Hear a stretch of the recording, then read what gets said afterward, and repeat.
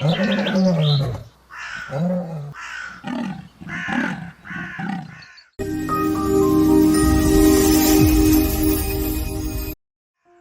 diesem Sommer kam Anna Collins, die Freundin des Rangers Daniel Okoro aus Nairobi, um ihn in seiner Rangerstation mitten in der Masai Mara zu besuchen.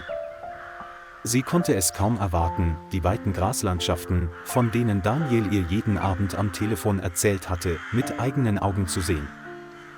Der Himmel ist tiefblau, Antilopenherden galoppieren unter dem hellen Sonnenschein der afrikanischen Trockenzeit. Daniel und sein enger Kollege Samuel Ndlovu begrüßten sie mit einem freundlichen Lächeln und einem vertrauten, gelben, staubigen Jeep.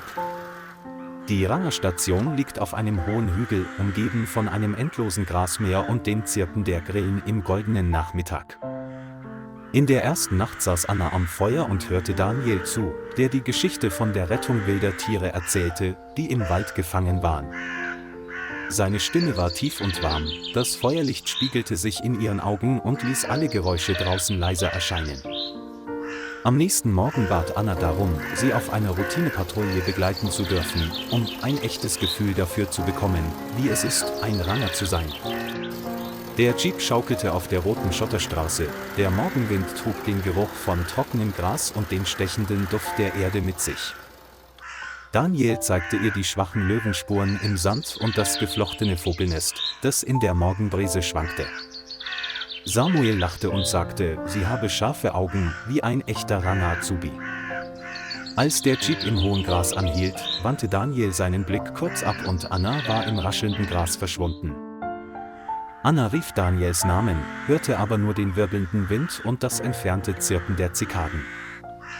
Ringsum erstreckten sich endlose, goldene Graslandschaften, die Sonne ließ Feuer herabsprudeln und die Luft leicht erzittern.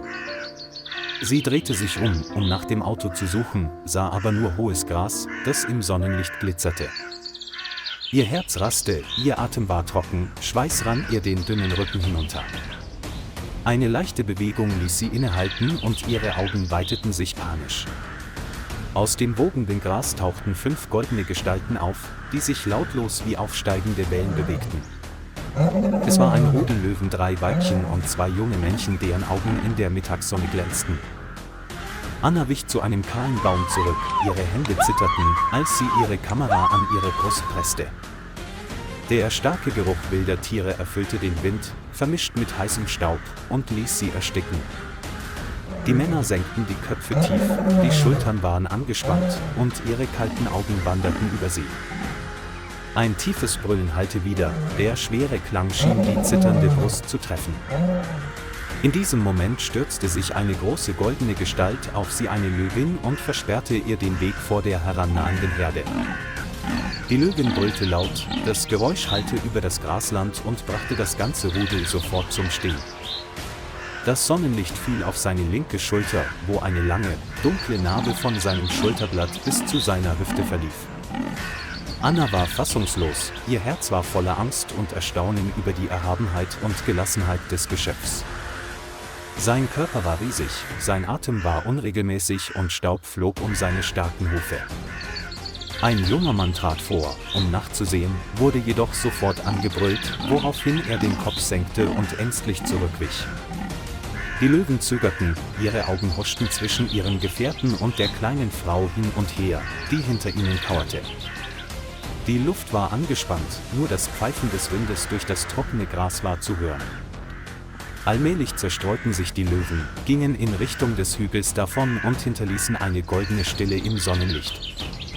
Anna setzte sich, ihre Hände zitterten, als sie ihr Gesicht bedeckte, ihre Tränen vermischten sich mit heißem Staub. Die Löwin drehte ihren Kopf, um sie anzusehen, ihre goldenen Augen leuchteten in einem seltsamen Licht tief und sanft. In diesem Moment war es, als ob zwischen Mensch und Tier ein unsichtbarer Faden 2 seltsame Welten verband. Es hob den Kopf und blickte in die Ferne, wo seine Herde im blendenden Sonnenlicht stehen blieb. Ein leises Knurren ertönte, tief und warm wie ein in den Wind gehauener Abschied.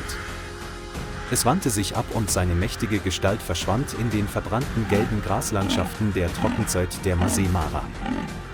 In der Ferne hallte das Geräusch eines Jeep-Motors wieder, als Daniel und Samuel vorwärts stürmten und Staub hinter ihnen aufwirbelte.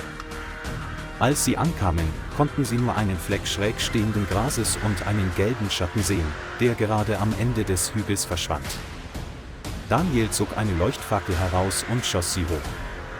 Das rote Licht zerteilte den strahlend blauen Himmel. Die übrigen Löwen erschraken und zerstreuten sich wie Wolken, die sich im Wind auflösen. Er rannte hinüber, packte Annas Hand fest und fragte mit erstickter Stimme: »Geht es dir gut? Bist du verletzt?« Anna schüttelte den Kopf, ihre Augen füllten sich mit Tränen, als sie erzählte, dass eine Löwin ihr den Weg versperrt hatte, um sie zu beschützen. Samuel blieb stehen, sein Blick blickte in die Ferne ins Sonnenlicht und sagte leise: »Daniel, ich glaube, ich erkenne es.« Daniel drehte sich um. »Was hast du gesagt?« Seine Stimme war leise und zitterte vor Erregung. Es war die Löwin, die letztes Jahr in der Nähe des südlichen Baches gefangen war. Wir haben sie gerettet. Daniel war fassungslos, sein Herz raste, alle Erinnerungen kamen zurück wie ein Film, der mittags zurückgespult wird. Er blickte in die Ferne, wo noch immer der gelbe Staub flog, und flüsterte: »Es ist dankbar.